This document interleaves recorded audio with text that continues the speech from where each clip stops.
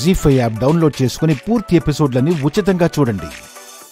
చనిపోయి ఉంటుంది అని సంబరం చేసుకుంటుంటే బతికొచ్చి నిన్ను చావు అంచుల దాకా తీసుకెళ్లానేంటా అని ఆశ్చర్యపోతున్నావా? ఇప్పుడే నిన్ను చంపేసుండేదాన్ని. కానీ ఎందుకు వదిలేశాను తెలుసా? జరగబోయేది నువ్వు చూడాలి. అప్పుడు నా భర్తతో నాకు సమాధి కట్టించాలని చూసావు.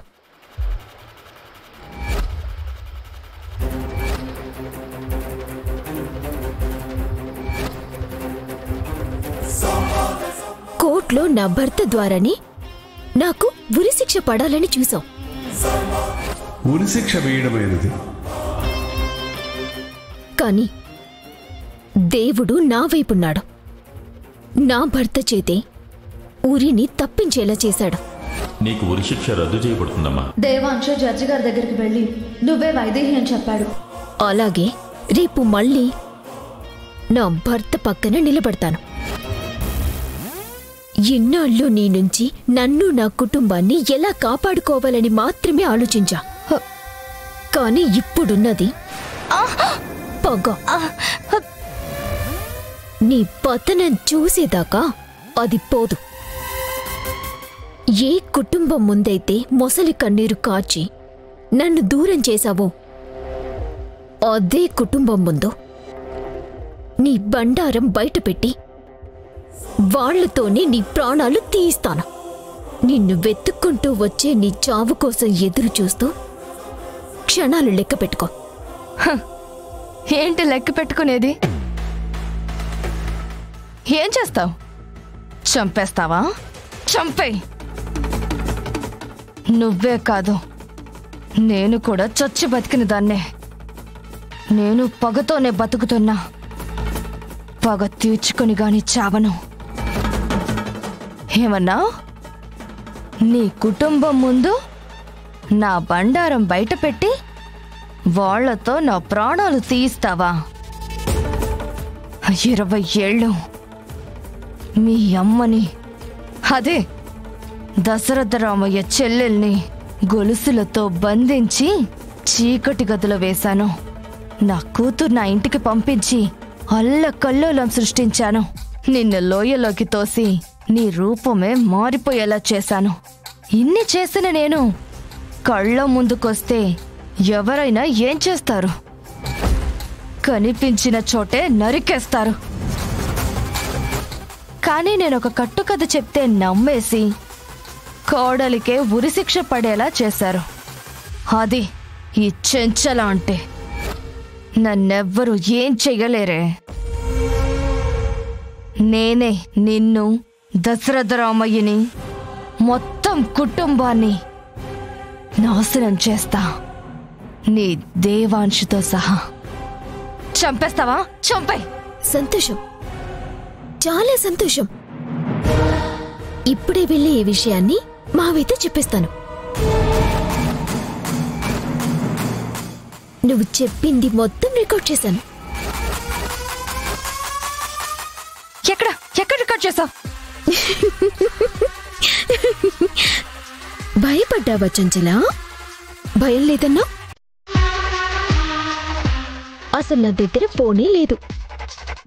కానీ వీడియో తీశాను అనగానే ఎక్కడ నువ్వు చేసిన తప్పులు బయటపడతాయేమోనని భయపడ్డావు.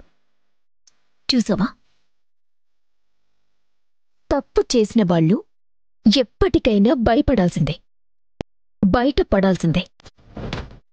నువ్వు కూడా బయటపడతావు. తొందరలోనే నీ నోటితోనే నువ్వే నిజం ఒప్పుకునేలా చేసి నేను నా మెట్టినింటికి వెళ్తాను. చూస్తూ ఉంటా.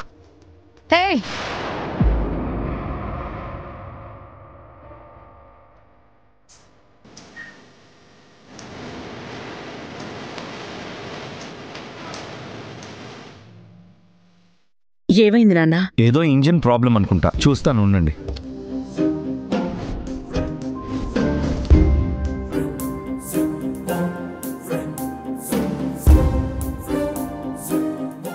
అమ్మా, ఇదేదో ట్రబుల్ ఇచ్చినట్టుంది.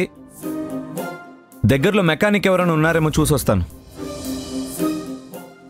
ఎక్స్క్యూజ్ మీ, ఇక్కడ కార్ మెకానిక్ ఎవరైనా ఉన్నారా? అక్కడ అటువైపా? ఇప్పుడే వస్తానమ్మా, మీరు లోపలే ఉండండి.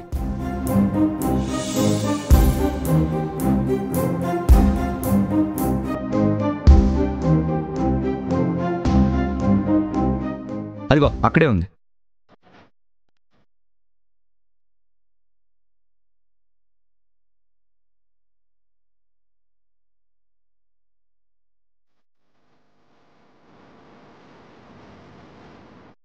ఒకసారి చూడండి.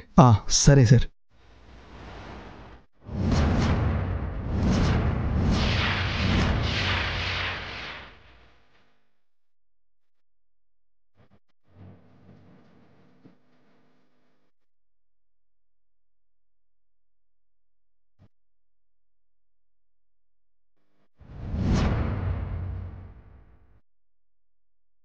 కడుపున పుట్టిన కొడుకుని, కానీ అమ్మ ప్రేమకే కాదు పలకరింపు కూడా నోచుకోలేను. అంటే ఇదంతా నా ఫ్యామిలీ అన్నమాట.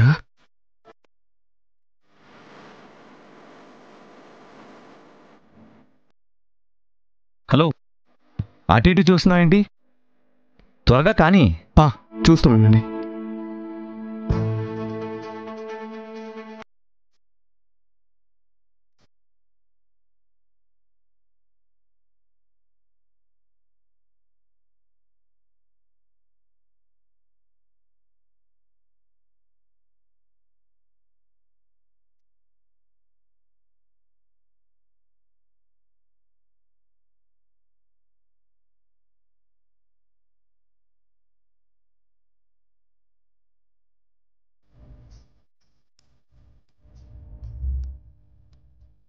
అయిపోయిందండి, ఏం లేదు, జస్ట్ ఓవర్ హీట్ అయిందంతే. ఒకసారి చెక్ చేసుకోండి.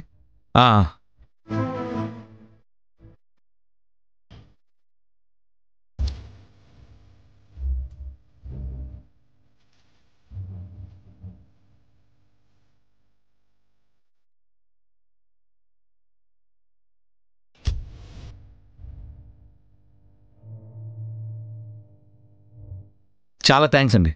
పర్లేదండి. అదేంటి, ఫ్రీ సర్వీస్ ఏమైనా చేస్తున్నావా? అందరికీ కాదు, నా ఫ్యామిలీ దగ్గర నేను డబ్బులు తీసుకోను.